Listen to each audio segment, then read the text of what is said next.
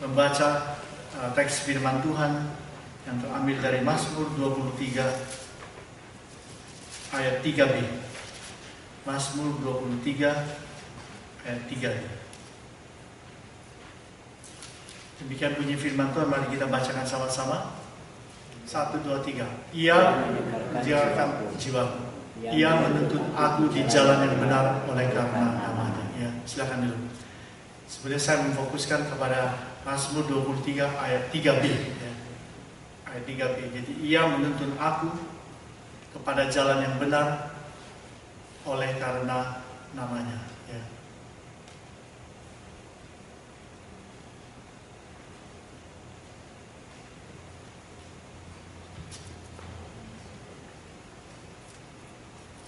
Ia menuntun aku kepada jalan yang benar oleh karena namanya. Ya.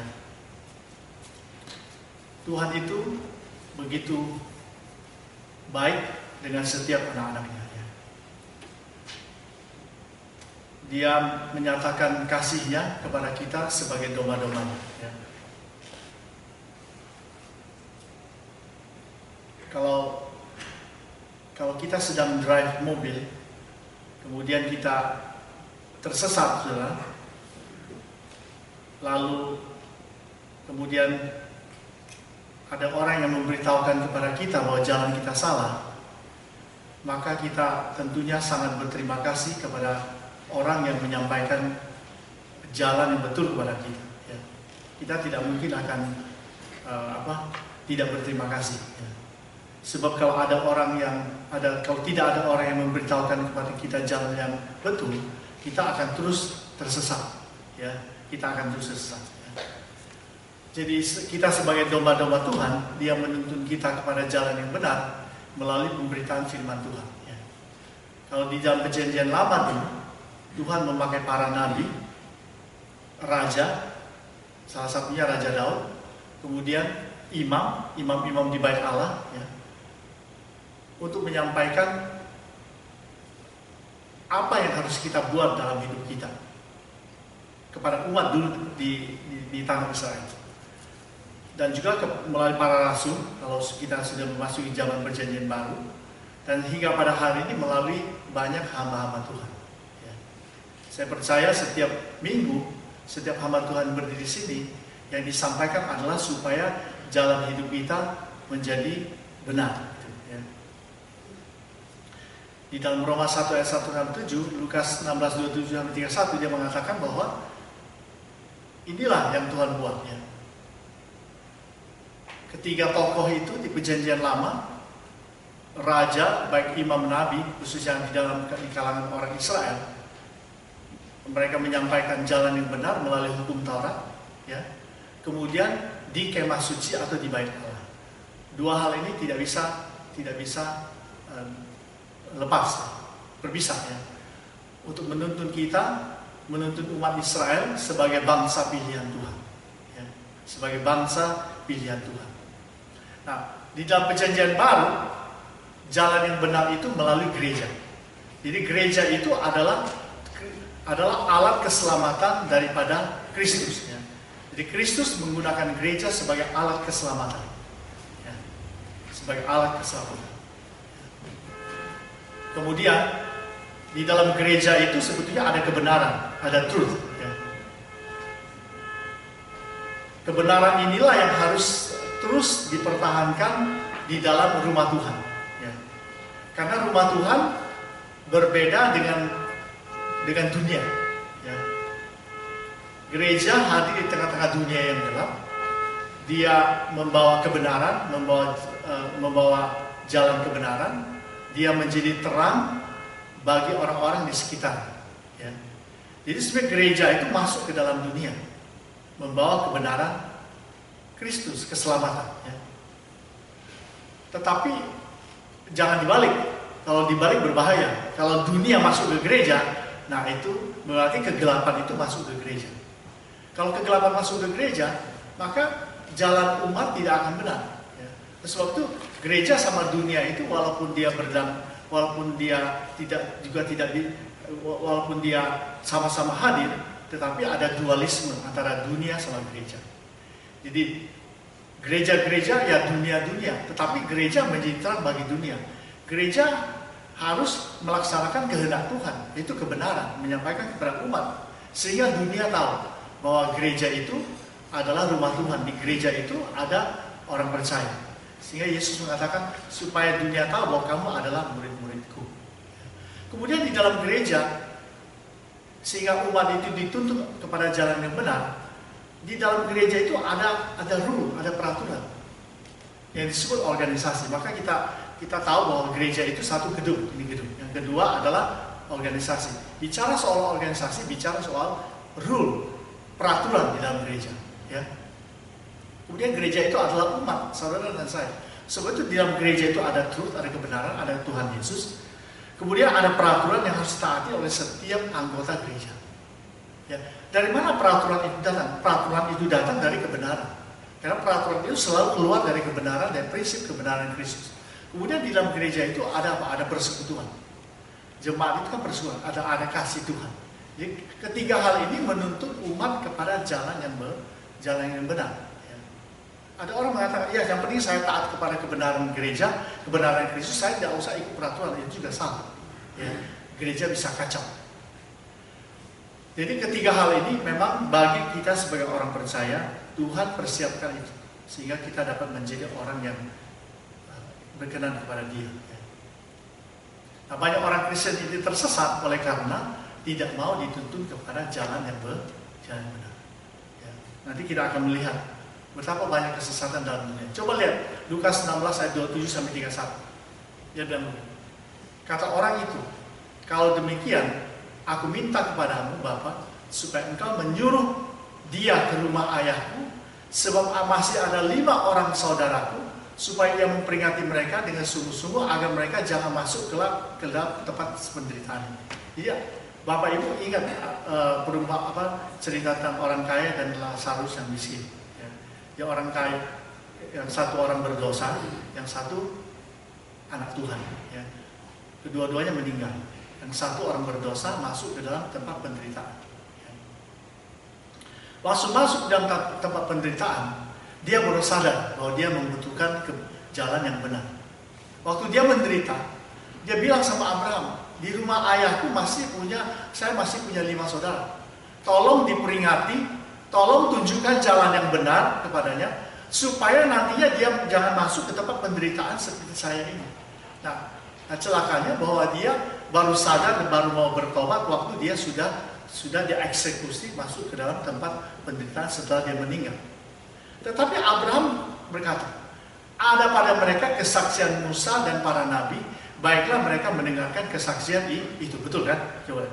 Kalau kita mundur ke belakang, ada kesaksian Musa dan para nabi, dan inilah ya hukum Taurat dan kemah suci. Ada kesaksian Musa dan para nabi, sebaiknya mereka mendengarkan itu, supaya mereka bisa dituntun kepada jalan yang benar. Ya. Jawab orang itu, nah ini memang orangnya bandel, masih dia argue. Tidak Bapak Abraham, tetapi jika ada seorang yang datang dari antara orang mati, kepada mereka akan bertobat.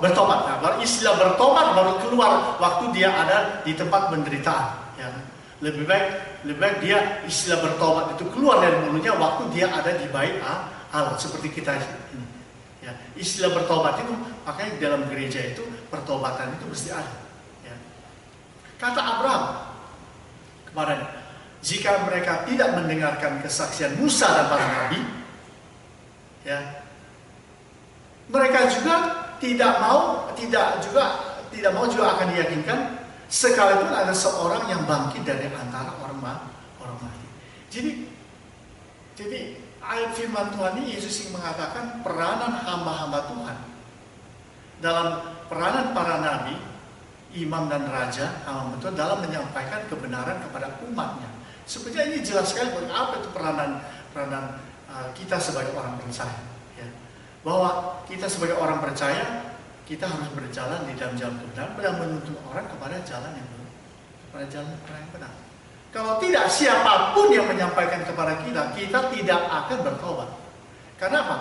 Karena Karena pemberitaan itu tidak bergantung sama siapa dia, of course dari hamba Tuhan, tetapi bergantung kepada siapa yang menyampaikan.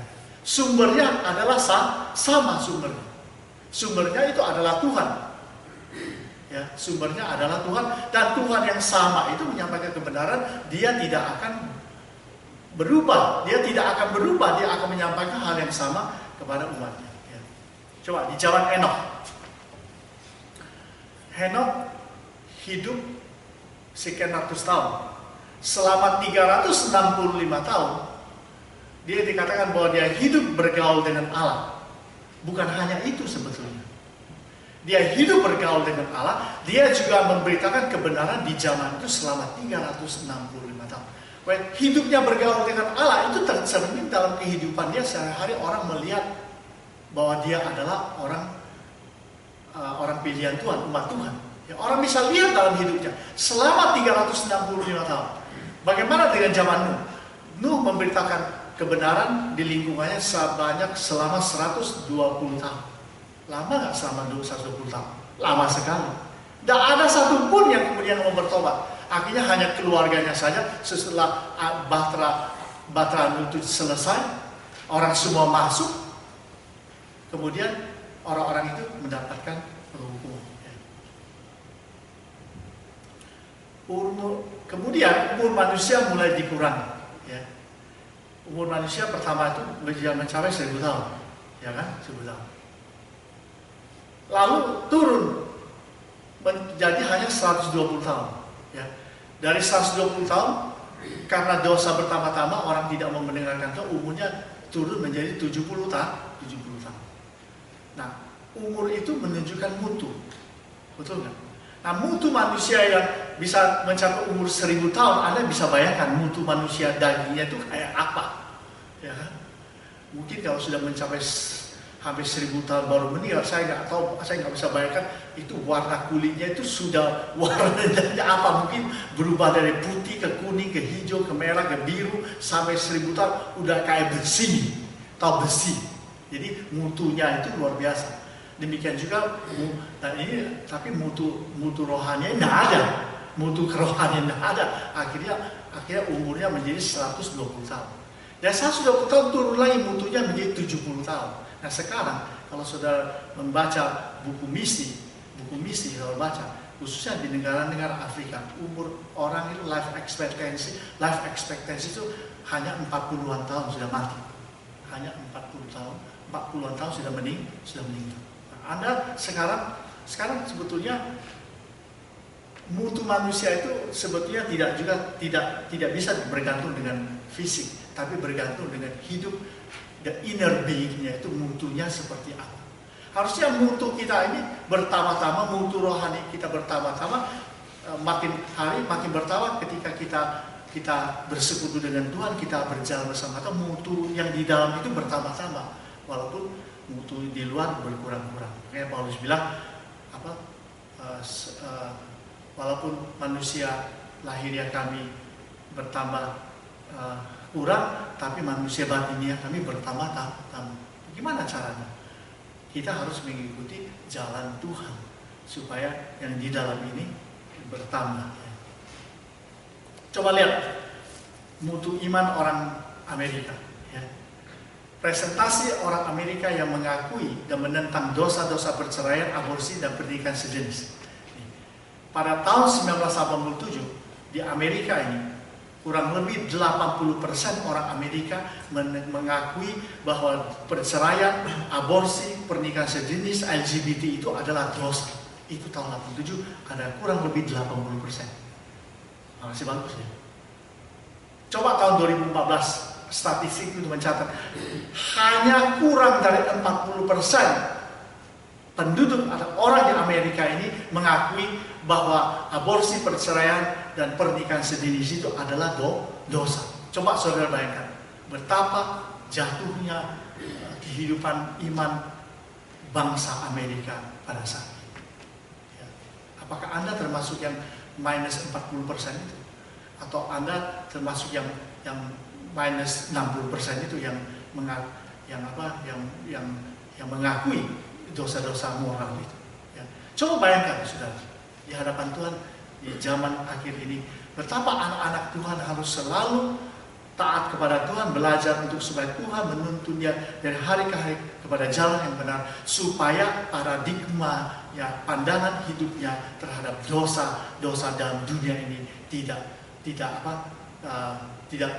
pandangan dosanya itu tidak berkurang, pandangan dosa tetap seperti biasa.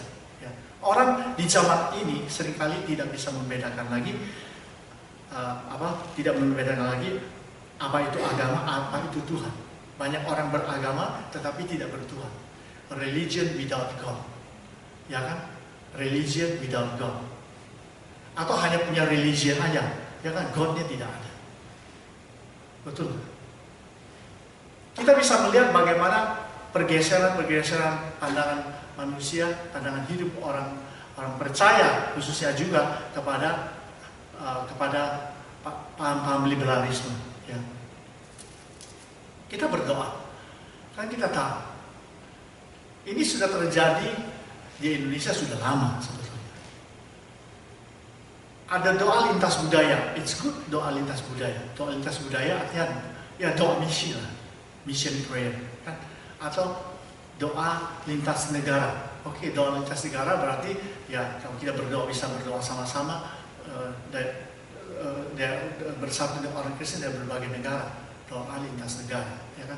Bagaimana dengan doa lintas agama? Bagus ya doa lintas agama. Pernah dengar doa lintas agama? Itu faham pluralisme.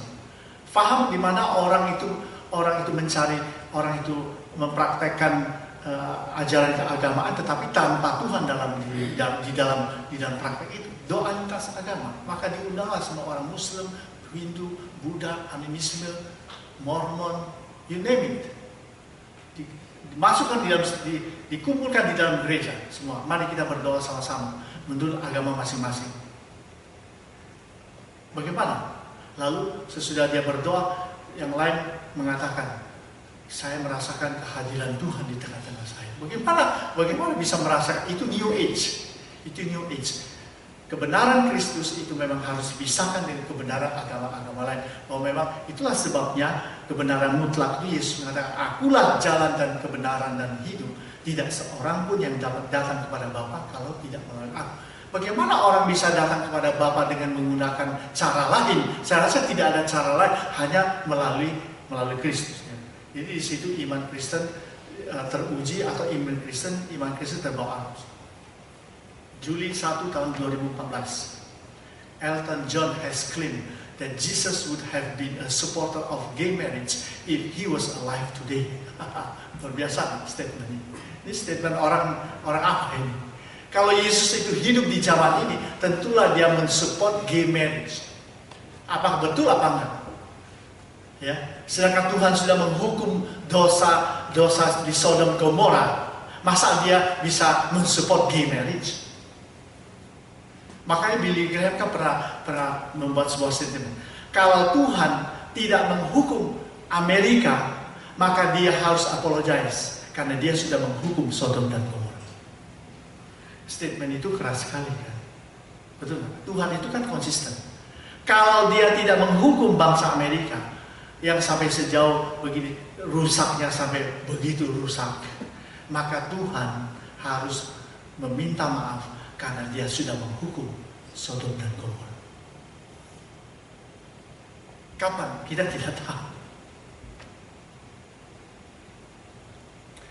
Di zaman akhir gereja Tuhan menghadapi evil typhoon. Ya. Kalau jalan kebenaran itu tidak terus dipertahankan, maka gereja itu akan habis. Satu-satunya harapan dalam dunia ini sudah bukan PBB, bukan negara-negara. Itu satu harapan itu hanyalah Tuhan Yesus.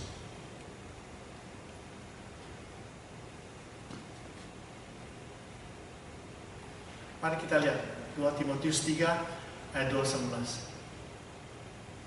Memang setiap orang yang beribadah dalam Kristus Yesus akan menderita aniaya. Sedangkan orang yang jahat dan penipu akan bertambah jahat. Mereka akan menyesatkan dan disesatkan.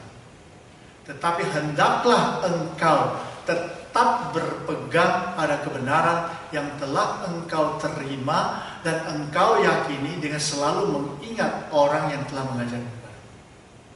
Di zaman akhir ini Anda mesti punya pilihan, makin maju dalam Kristus atau Anda makin mundur, makin jauh dari Kristus. Tidak ada abu-abu. There is no gray. Ya. Karena antara gelap dan terang itu ada dualisme. Ada dualisme. Antara politik sama gereja pun ada dualisme. Ya kan? Negara sama gereja itu dualisme. Dia bisa disatukan. Betul nggak? Ya kan? Mau politik ya politik, mau gereja ya gereja.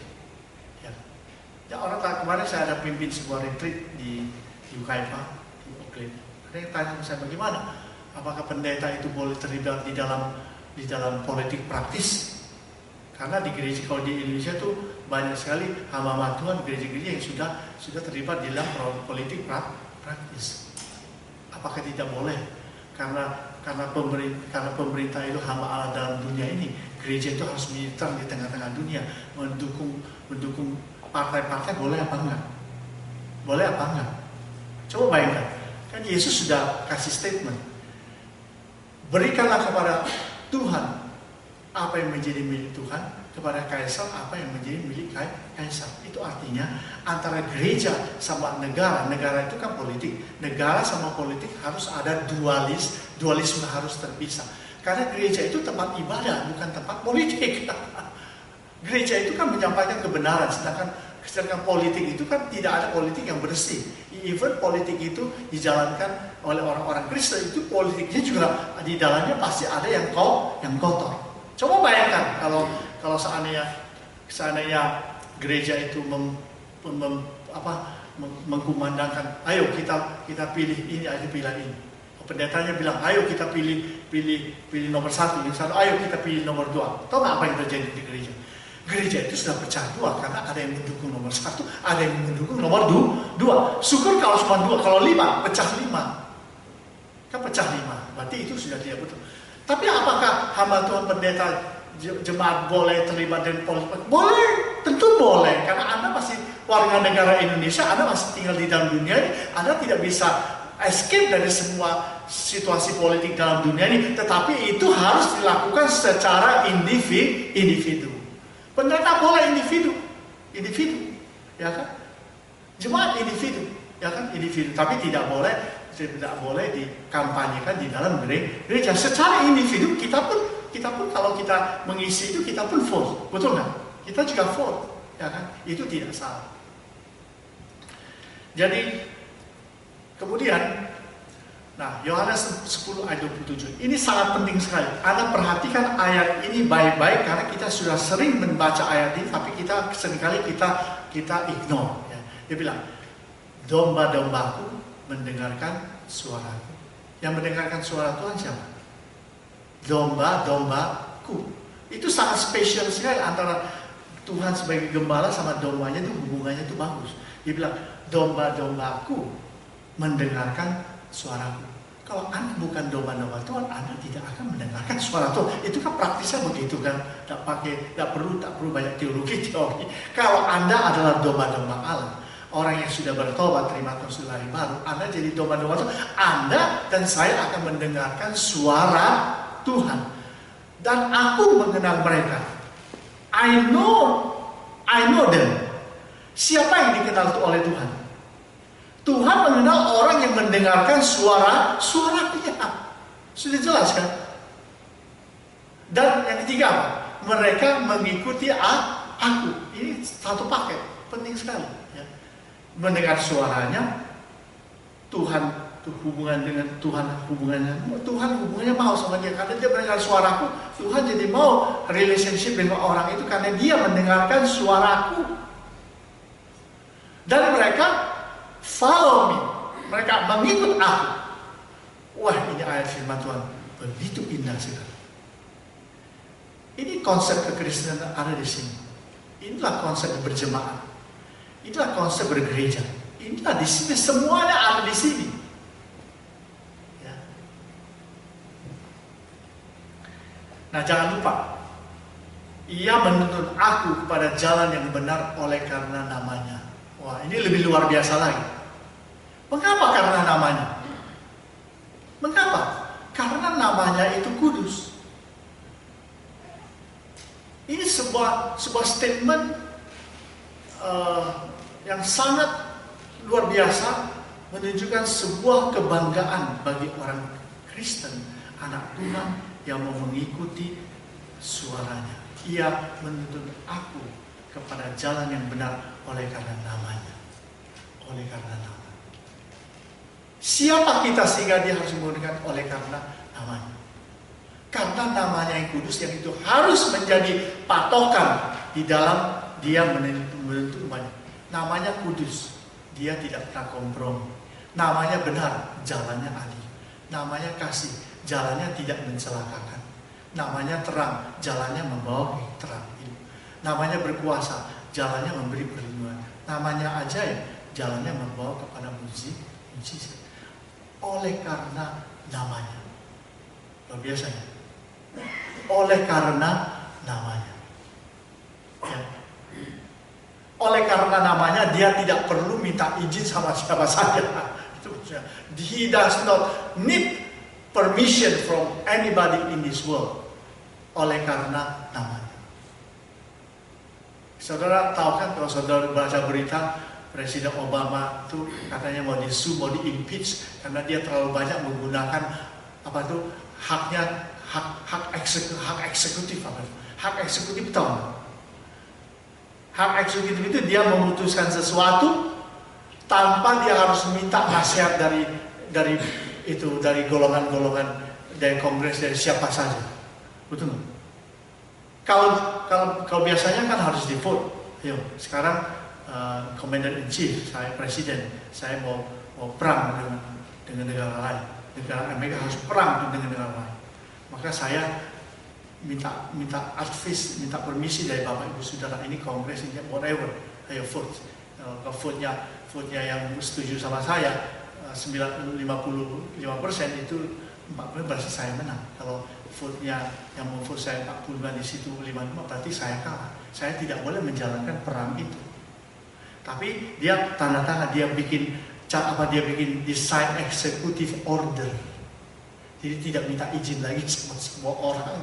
Itu makanya pemerintah, orang-orang itu yang melawan dia marah-marah. Dia adalah presiden, dia satu-satunya presiden yang paling banyak menggunakan hak executive order selama memimpin negara Amerika. Pemerintah presiden lain tidak seperti itu. Tidak berani, pokoknya tanda tangan laju. Cuma tanda tangan laju gitu. Dan itu hak seorang presiden, pemimpin presiden. Tuhan itu tidak perlu minta izin, minta nasihat dari siapa saja. Kalau dia, if he wants to do something, kalau dia ingin membawa saudara kepada jalan itu oleh karena namanya, it is an executive order from Jesus. Ukuran kebenaran itu pada diri Yesus. Tuhan memberkati kita, tetapi ada jalan yang benar yang Allah mau kita jalani. Betul kan?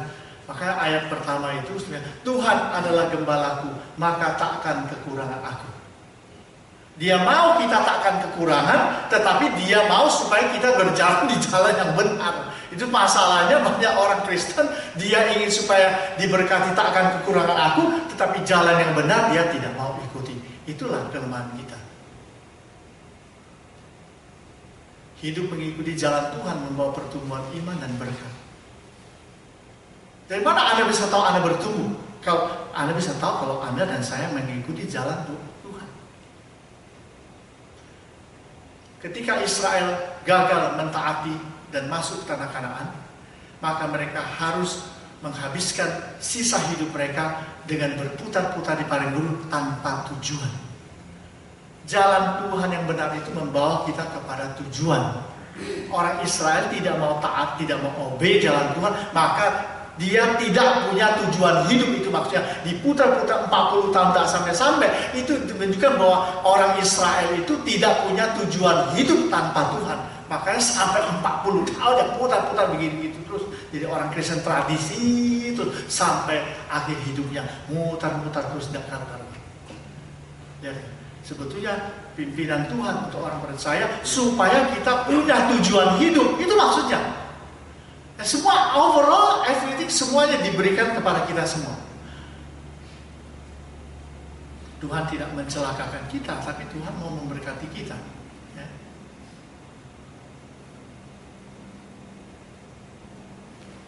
Dalam kita melayani dan memberikan tuntunan kepada orang berdosa, kita melakukannya karena namanya yang kudus. Walaupun jalan Tuhan itu membuat orang tersinggung.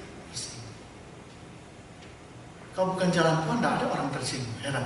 Hanya jalan Tuhan ada orang tersinggung. Nah.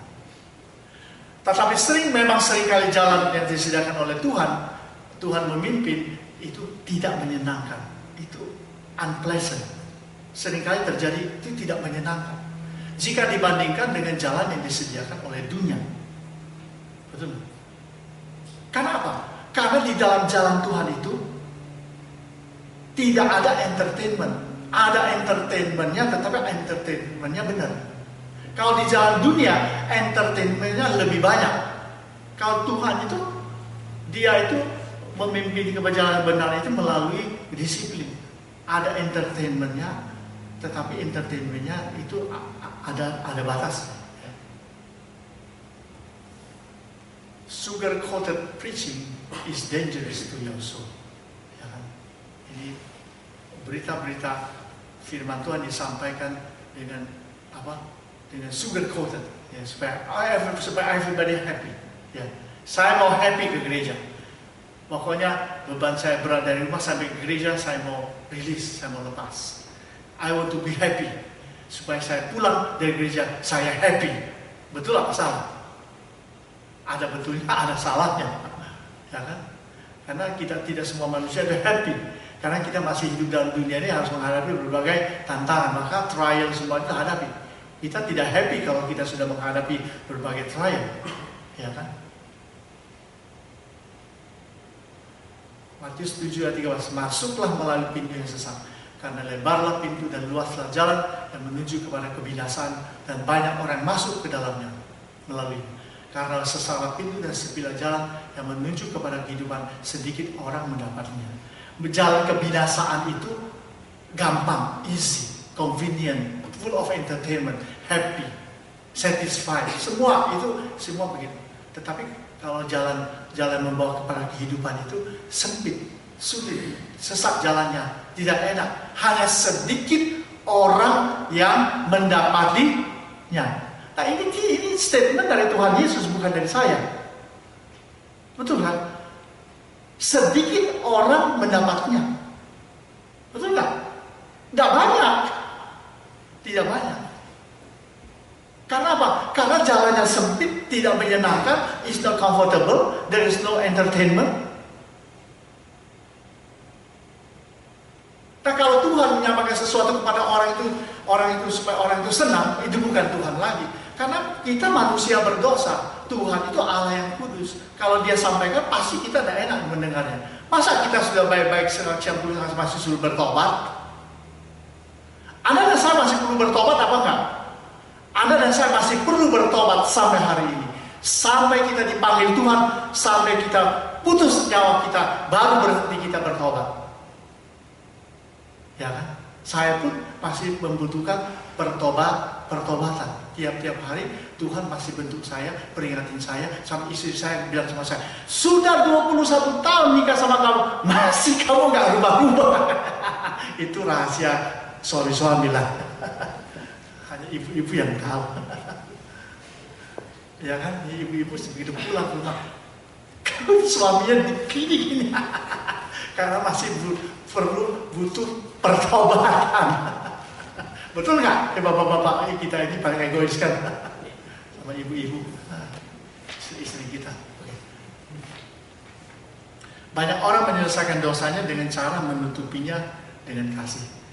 Sebab itu ada jalan yang disangka orang lurus, tetapi ujungnya menuju menyulam. Ya, sedikit lagi. Ya, spray your sins with love. Nah, ini yang paling berbahaya. Dia sudah dosa masih bilang baik. Dosa tidak bisa ditutupi. Dosa tidak bisa ditutupi dengan kegiatan-kegiatan rohani, keagamaan. tapi hanya bisa dibersihkan oleh firman Tuhan. Banyak orang mengikuti acara agama-agama supaya tutupin dosa-dosanya. Nggak bisa. Dosa kan bisa ditutupi dengan kegiatan pelayanan. Nggak bisa. Nggak bisa. Kan Tuhan itu kan Tuhan prinsip. Dan kita tahu, ya kan? Paulus bilang,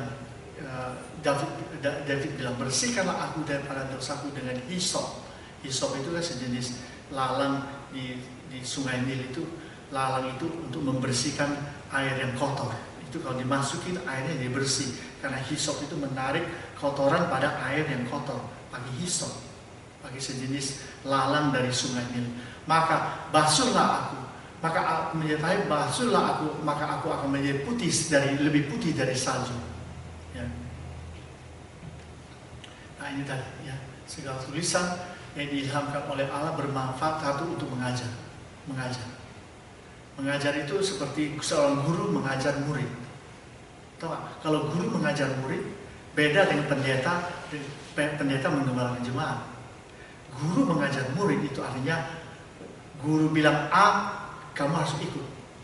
Saya bilang, saya ngajar kamu matematika, 1 tambah 1 sama dengan 2. Nanti kalau saya kasih PR, 1 tambah 1 kamu tetap harus tulis 2. Kamu nggak boleh tulis 3. Itu namanya guru sama anak.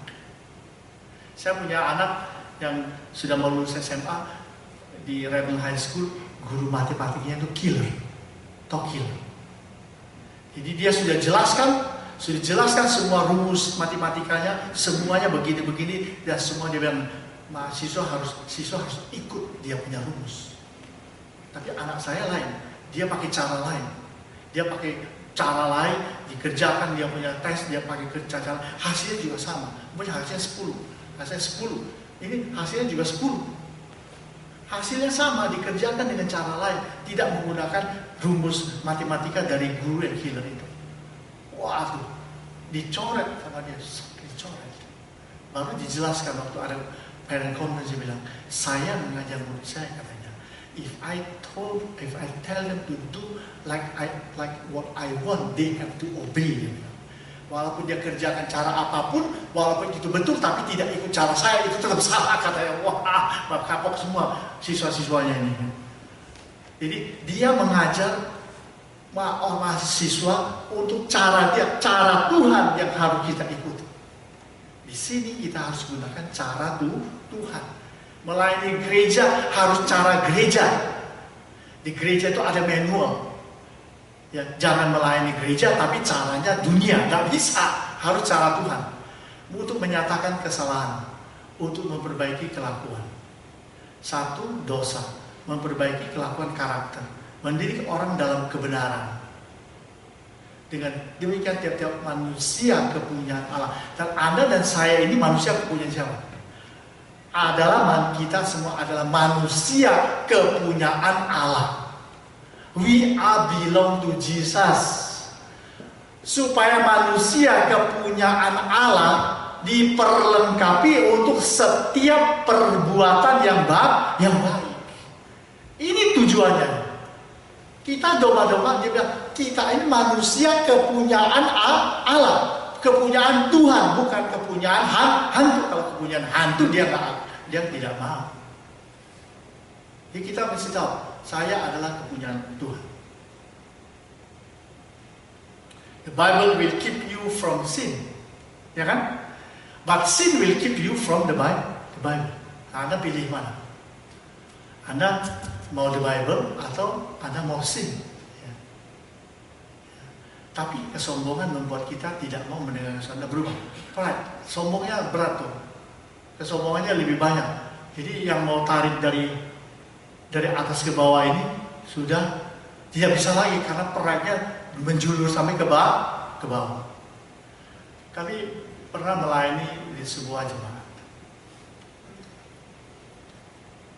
Kami punya bendahara. Ini dulu. Waktu saya melayani waktu itu,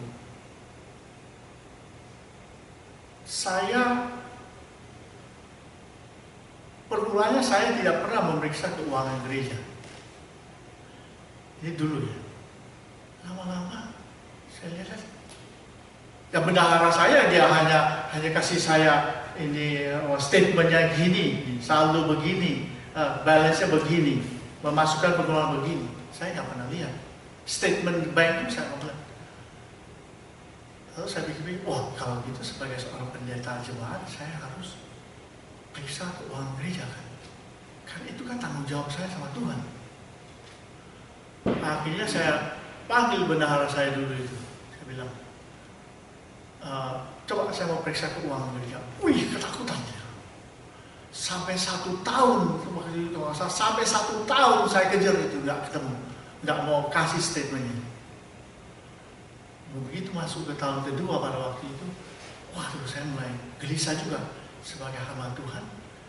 Kalau tidak periksa keuangan gereja, nanti apa jadinya? Saya kan bertanggung jawab sama Tuhan kan. Yang sekarang saya pikir tanggung jawab saya sama Tuhan, bukan sama gereja lagi. Akhirnya saya datangin, saya mau datang ke rumah kamu. Juga susah, saya pergi ke bank. Saya print out statementnya. Ya kan, dengan orang yang punya nama juga di dalam rekening gereja. Rekening gereja namanya banyak, bukan cuma satu. Jadi saya print, hilang 100 juta lebih. Hilang 100 juta lebih. Padahal di statementnya itu, waduh, saya bilang kalau gitu, nah saya sudah tahu, berarti dia hilang uang 100 juta. Terus saya datang, saya mau ke rumah kamu ya, saya kasih tahu benar. Iya pak, tapi tidak pernah ke. Saya akhirnya tiba-tiba saya telepon sore, saya datang sekarang. Saya bilang, ada di rumah kan? Ya, di mana kamu? Oh di rumah pak. Sekarang saya datang ya, sekarang. Saya datang. Begitu saya duduk di depan, saya punya bendahara itu yang uang sudah hilang 100 juta. Saya bilang, pada waktu itu saya nggak berani datang ke rumah dia juga karena suaminya besar. Saya pikir, dan suaminya juga belum bertobat. Saya takut jangan-jangan dia pukul saya. Suami besar, saya kecil begini. Waduh, akhirnya saya pikir lagi, kenapa kok saya takut? Kan ini kan uang milik Tuhan. Nah saya kan pendeta, saya kan hamba Tuhan, saya kan harus selesaikan ini. Akhirnya saya datang ke rumah dia, untuk suaminya nggak ada. Ya kan semua ada, saya juga takut. Lalu saya hanya bilang 2 kata, ini saya kasih kamu pilihan. 1,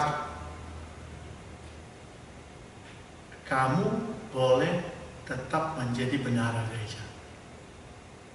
Ya, kalau kamu berani mengaku dosamu di hadapan jemaat, kamu mengaku, Tuhan ampuni kamu, kamu boleh tetap jadi bendahara, tapi harus mengaku, betul kan? Yang kedua, kamu mundur, tidak usah mengaku. Wah, pilih mana? Ya pilih mundur daripada mengaku. Waktu sebelum saya bilang begitu, saya bilang sama dia, kalau Anda jadi pendeta, kalau Anda pendeta, saya bendahara, what are you going to do? Dia sudah tahu toh. Baru kalimat yang kedua saya bilang itu, Anda mengaku atau Anda mengaku tapi tetap menjadi bendahara, tapi Anda mundur, tidak usah mengaku. Itu kalimat 2, hanya 2 itu saja sudah selesai, saya pulang. Tidak usah ngomong lama-lama lagi. Rupanya dia bertobat, puji Tuhan. Dia datang ke tempat istri saya layani dia. Didoakan, dia bertobat, dia menangis. Dia bilang selama 10 tahun tidak ada orang yang bisa menolong saya. Rupanya orang yang berdosa kadang-kadang dia butuh pertolongan. Bukan dia tidak mau bertobat, dia butuh pertolongan. Saya tidak tahu mau pergi kepada hamba-hamba Tuhan banyak, tapi mereka tidak pernah menolong saya. Dilayani, bertobat, dia menangis. Lalu dia cerita, ini ceritanya seperti ini, gambar ini. Maka saya kasih cerita ini, kan gambarnya persis seperti itu. Dia bilang tadi malam saya mimpi. Mimpinya begini, saya masuk ke dalam sungai. Saya masuk tenggelam dalam sungai. Tangan saya begini, gak ada orang yang tolong saya. Tahu-tahu ada tangan ibu. Dia dalam mimpi itu lihat tangan ibu, angkat tangannya, pegang, dia angkat dia keluar. Ya kan? Tuhan selamatkan dia. Tapi kalau yang menghalangi orang itu karena keakuan itu. Ya kan? Keakuannya tidak mau bertobat. Keakuannya akan membawa dia masuk ke jurang. Akhirnya uang 100 juta kembali. uang 100 juta malah kembali. Orang yang bertobat, uangnya 100 juta kembali, waktu itu kembali. Apabila Alkitab tidak mengajarkan atau menuntut anak-anaknya ke jalan yang benar, maka pengajaran hanyalah untuk menyenangkan telinga, dan kekristenan tidak berbeda dengan agama lain. Religion without God. God without religion. Tuhan kan gak punya agama. Anda percaya nggak Tuhan itu tak punya agama? Agama Tuhan itu bukan agama Kristen. Tuhan itu nggak punya agama, He is beyond. Nah kalau orang-orang nanti semua sudah meninggal masuk surga, ya ditanya kamu dari gereja mana? Ya, dari KIM. Nah, kalau kamu dari gereja mana? GKIM, jadi nggak masuk. Kamu dari Bethel, nggak masuk kamu. Tidak ada.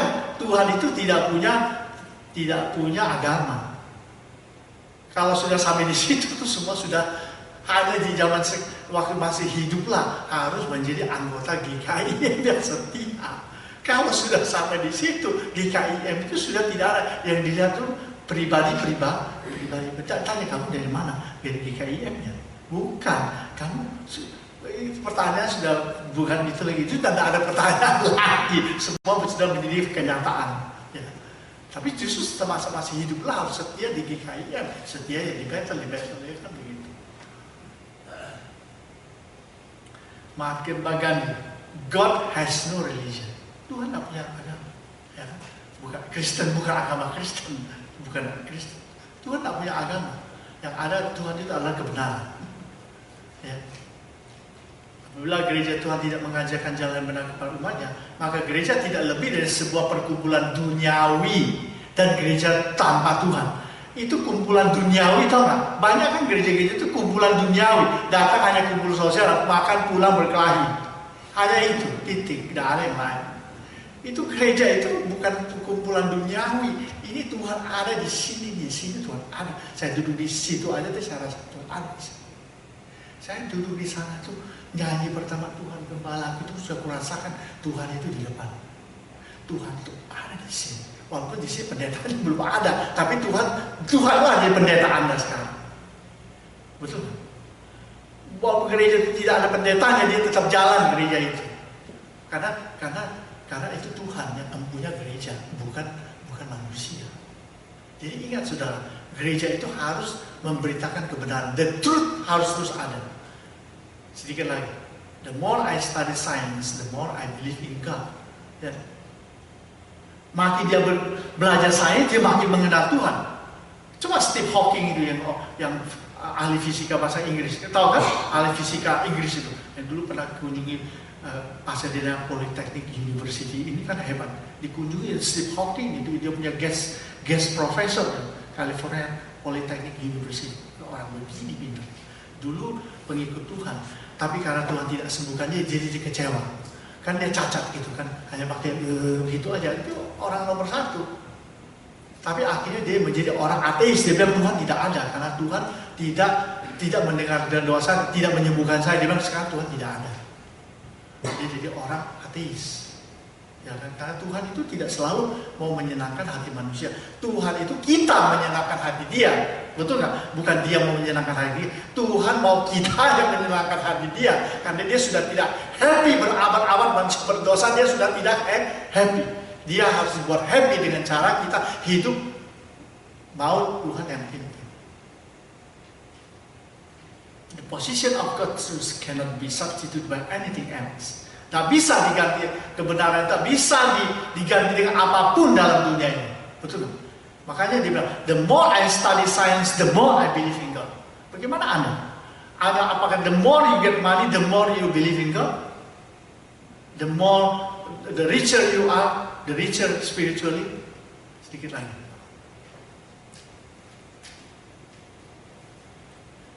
Religion without God, Christianity without repentance, Christianity without commitment. Yeah. Religion without God. 1 week would be sin day. Harusnya Monday jadi Monday, Wednesday jadi Wednesday, Thursday jadi Thursday, Friday jadi Friday, Saturday, Saturday. 7 day without God makes 1 week. Ya. Kita harus menjadi umat yang selalu ingin menyenangkan Tuhan. Ya. Nah, ini kekristenan tanpa firman, kayak kereta api keluar dari rel. Dan God didn't create anything without a purpose, but mosquitoes come close. Siapa yang meremehkan firman akan menanggung akibatnya, tetapi siapa yang taat kepada perintah akan menerima balasan.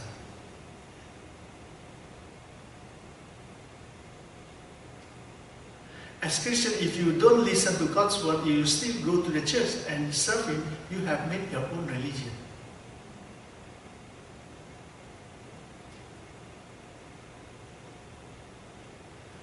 Terus, kan kita tidak tahu, seperti orang ini kan, dia foto Malaysia Airlines, lalu dia kasih di Facebook, dia bilang, inilah kalau seandainya pesawat ini hilang, kira-kira kalian tahu bentuknya kayak apa.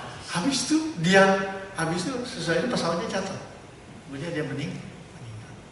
Jadi kita tidak tahu kapan akhir hidup kita. Sebab itu kita harus berikan diri kita, walaupun cuma pendek, kita berikan diri kita dipimpin oleh Tuhan. Mari kita berdoa. Tuhan, kami mengucapkan syukur sebab Engkau telah berbicara kepada kami, Engkau mengasihi kami, itu sebabnya Engkau mau menuntun kami kepada jalan yang benar. Ya Allah Roh Kudus, berikan kepada kami hati yang rendah hati, hati yang mau dituntun kepada jalan Tuhan yang benar. Dalam nama Yesus kami berdoa. Amin.